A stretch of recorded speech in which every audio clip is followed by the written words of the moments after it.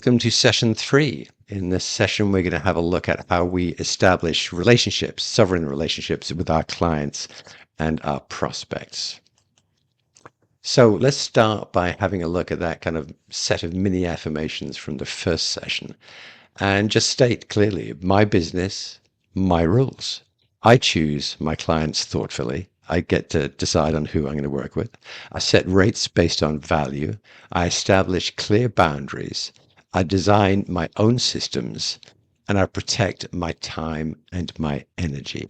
So we're going to, over the course of this session, kind of address each of these one by one. But where are you now? Do you bend the knee to your clients? So obviously none of us actually get down on our knees with our clients, but sometimes it can feel like that. Sometimes it feels like they have all the power, all the control, and we simply have to do as we're told. I have to accept whatever rate the client offers for a job. That shouldn't be the case. Maybe you are already closer to this state of I can present my value and negotiate terms that work for both of us. Standing up tall and working with that prospect, with that client as an equal, as a fellow professional. Maybe you're there. Most of us kind of are somewhere in between. And on good days, I'm absolutely here. On bad days, if I feel my self-confidence dropping, the kind of needle kind of falls back a bit and I feel myself, a little less in control. But we want to minimize that and we want to maximize that sense of that I am in control. So let's explore some ways to put you on equal footing as a fellow professional. So this may be a surprising idea, but I think it's a powerful one, and that is to have your own set of onboarding documents when you start with a new client. In fact, if you go to your student dashboard for this course, you will find this is one of your bonus items, is templates for all of these items here. So you can go in there, you can play around with them, you can edit them, make them your own, and then use these. So sometimes, particularly if you've worked with the client for a long time, you don't need a separate contract for every single project. You'll just agree by phone or you'll agree by email. But very often with a new client, there will be a contract. And kind of traditionally, the client provides the contract, but that doesn't have to be the case. You can say to that prospective client, hey, I have a contract document here. Would you like me to fill in my part and send it to you? And they may say, oh no, our lawyers insist that we use our version. But what you've done is you've established an equal footing that, yes, I've got this documentation too. Your workflow processes document. This is something where you're saying, hey, here is how I work. Here's my work process. Here's my workflow. Again, this would probably be a little bit unexpected for a client or prospect because they may think that they're the ones who determine the workflow and process. But that doesn't have to be the case. You can say, look, this is how I work with my clients. It's allowed. There isn't a law against it. So a template for your estimate. Whatever job you're doing, you want to submit an estimate, even with an existing highly valued client. So there's no uncertainty. So you're going to say, look, here's the scope of the work that we've agreed. Here are the deliverables. Here are items 1, 2, and 3. And based on this, here is my estimate. This is a really important document because it saves disagreements and later down the road. So again, have your version, and so and this absolutely is your document to use. They won't have their version for you to fill in. This is your document to create and to submit. Non-disclosure agreement. Not every client or every project will require this, but if you are working sometimes with a larger company or a company that is working with a new project, new service, and they want to kind of protect some secrets there. They will ask you to fill out an NDA, a non-disclosure agreement. You can say, hey, I've got one of those. Would you like me to fill out my part and submit it to you? Again, they will probably say, no, our lawyers insist that you do our copy. But the fact that you have a copy, the fact that you have it, sets you up as an equal, sets you up as a fellow professional. The final one here, AI policy document. So, a few years ago, this wasn't required. Now it's a good idea to say, hey, here is how I work with artificial intelligence.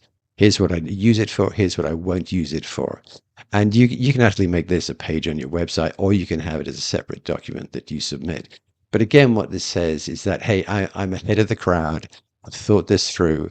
I know how I'm going to use AI to your benefit. Um, and here is my policy document. So you can submit that to them. The fact that you have all these documents means something. It sets you up as a fellow equal professional. If, on the other hand, you don't have these things, like you don't, and they say, "Oh, do you have a?" I've had clients say, "Oh, do you have a contract template that we can use?" And I've said yes because I do. But if I didn't, and I say no, it slightly diminishes the value of me, the value of my brand, the perception of my brand. Oh, he doesn't even have a contract. So it can be really helpful to have all of these documents at hand. Okay, so talking about value-based estimates. This is part of we could talk about this for an hour, but don't charge by the hour. Don't say I charge $70 an hour because now you're opening the door to the prospective client to say, oh, well, Jack only charges 50. Can you equal his rate? And you don't want to be in that place. You can see what's happened there is that the power has fallen entirely into the hands of the client or prospect in terms of negotiation. Because as soon as you hit a figure like 70, they can come back and say, oh, someone else will do it for 50. And now you're kind of stuck, right? So you base your estimate on the value. Actually, there are two sides. One is your value. Obviously, if you are a copywriter with 20 years experience and you're a good one, you will be charging more than a copywriter who just started out at the beginning of the year. All right. So there's your value, the perception of your value in the marketplace will impact the price you're going to charge. But also it's going to be the value of the project itself. So if you're just writing, a 400-word blog post, that's reasonably low value. But if you're going to be writing a sales page where people are going to hit a buy button, go to the checkout and make money for the client immediately, that's high value. So you're going to charge more for that. It may in fact sometimes be the same number of words as the blog post, but it has a very high value because it's right at the end of the chain there and someone's about to give the client money. So you're going to charge more for that. So it's always about perception of value. Rolex on the right. What's that doing there? Well, that's a classic case of perception of value. If I go down to my corner store, I can buy a quartz watch for about $10. Or I can get a Rolex and I can get a nice gold Rolex for $50,000. What's the difference? Well, actually, the quartz watch is better. It's more accurate. It'll always be more accurate. A Rolex watch is a mechanical watch with all its little cogs and levers and things, and it'll never be as accurate as a quartz watch. So if we're looking at watches in terms of what they do, which is to tell the time, the quartz watch is superior to the $50,000 Rolex watch. But that's not why we buy a Rolex watch. Well, I say we. I don't, but some people do. Some people spend $50,000 on a Rolex watch. And it's about the perception of value. It's about status. So the value of something very often isn't about just what it is, a watch. It's about the perceptions around it. So that's how you want to estimate always. And I say at the bottom, non-negotiable. I don't really mean that. There are times when I will negotiate if the client is negotiating in good faith. If they are trying it on, as we say, if they're being cheeky and just trying to get a better rate, I will stand firm. So let's say on my estimate, there are 3 deliverables. And they say, oh, can you reduce your rate by 30% or 33%? I'll say, sure. Which of the 3 deliverables do you want to remove from the estimate or from the scope of work? So yes, they can pay less, but I'll give them less. Now, if I have a long-standing relationship with the client, and they ask for a bit of help on the cost of something, maybe I'll say yes for the sake of the relationship. But I'll be very, very wary if this is a new prospect or a new client and they start the relationship with trying to push me down on pricing. So there's this saying that good fences make for good neighbors. So one of the other things you can do with the prospects and clients is set boundaries and expectations, and this is entirely reasonable. Like your working hours. I work 9 to 5. I'm available 9 to 5, Monday to Friday. No, I'm not available at the weekend. Those are not my working hours. Response times, make it reasonable. No, just because you have a panic at your end doesn't mean to say I'm going to work all day Sunday and get this to you by 5 o'clock. Response times have to be reasonable. Again, there are always exceptions. I've had clients where I've had the client for years, and quite legitimately, my contact person, has this absolute panic. And then I'll step in to help them out, even on a Sunday. But I wouldn't do that for a new prospect or a new client because I just don't know them well enough yet. It's like any relationship. You'll do stuff for a good friend, You'll put yourself out for a good friend in a way that you won't for a stranger or for someone you just met. Project scope. You got to be very careful. Hey, here are the 3 items on the estimate I provided. If you now want me to do a 4th and a 5th item, that's not on the estimate. So I'll send you a new estimate for these new 2 items. So be careful of scope. Revision policies. I typically, and it's fairly pretty much an industry standard of like 2 reasonable revisions. Like in other words, it's yes, I'll send you the first version and then I'll do a revision, then I'll do a second revision. And if you ask for a third, then something's not quite right here. Something's going wrong. So 2 revisions I generally put into boundaries and expectations. Payment terms. I will always charge 50% of a project upfront before I start work. The only exception I can think of is for a client where I worked. It was like a 6-month project, and they wanted it broken into thirds rather than 50% and 50%. But most of the time, the vast majority of the time, I say 50, and that's I put it on my estimate and I put it in the contract documents and stuff. Is that payment terms include 50% payable upfront before we start working on the project. Boundaries and expectations. It makes for good relationships, so you don't have surprises. You don't have people getting upset because, oh, I didn't realize you didn't work on Sundays. Communications framework when you're communicating with the client. So again, if this is a project that lasts 2 days, it's not really an issue. But if it's a project that lasts weeks or months, then yeah, you got to agree that, hey, you know what, the regular check-ins. Let's jump on Zoom every Friday or get on the phone once a week or something. What you don't want to do is have a client where they give you this long-term project and you're just working away at it, but you never keep them in touch with what you're doing. You never submit some, like say, here's where I'm at so far, or jump on the phone. You also need to figure out in advance how you're going to handle difficult conversations, because sometimes those will happen.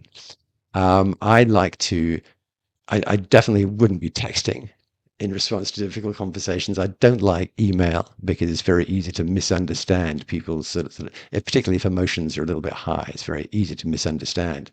I generally like to, if I can't meet the person, that person face to face, I'll generally do difficult conversations on Zoom. So they can see me and they can see my face and hear the tone of my voice as we talk. You don't have to formalize necessarily with the client, but certainly for yourself, set up in your own mind a communications framework to keep the client up to date and comfortable and happy.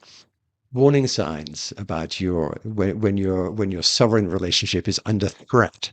This is where a client maybe will make rough requests. And like I say, if it's an existing client, like an old time friend, a rough request, okay, I can do that for you because I like you and I appreciate you. If it's a brand new prospect something, then that's a bit of a red flag. Scope creep, as I say, where the estimate included 3 items, now you're adding 2 more. I don't think so. Payment delays. Oh yes, the accountant's on vacation or whatever, and all these excuses. Be very suspicious of that. It probably won't happen with a long-term client. It might happen with a new client, and that's a big warning sign when you see sort of payment delays and excuses. Excessive revisions where clients go way beyond the 2 revisions that you agreed in the contract or on your estimate. Be careful about that. And when it comes to your sovereign freelancing and your sovereign superpower, here it is. You can say no. You're allowed to say no. Now, I know sometimes we will get ourselves into real life will jump up into our face like, we'll have a project for $500 and we really need it this month because we have a bill to pay, a medical bill of $500 to pay. So maybe we will bend the knee a little bit more than we should or we would like to because we just have this urgent need. And okay, do that for that month. But the next month, go back to being sovereign. Don't ever find yourself falling back into that, I'm the servant of my client's mindset. That's not going to work for you full time. So this is what I'm talking about here. This isn't about being pushy or overly controlling. It's about being proactive and establishing a clearly defined business relationship. If you think about it, as freelancers, we're in this funny position. We are professionals. They hire us because we have professional expertise that they don't have. So think, if they hire an accountant, do they squabble over the estimate? No. If they hire a lawyer, do they squabble over the scope of the project or the time it will take or the fee being charged? No. Generally, you don't get into that kind of problem with other professions. With freelancers, I guess historically it's just been this way. And this is why we have to establish ourselves as sovereign, as in control, as the boss of our own business, making our own decisions for our business. All right. So next session, we're going to have a look at another aspect of this, and a very important aspect of this, and that is creating and establishing your sovereign brand. I will see you there.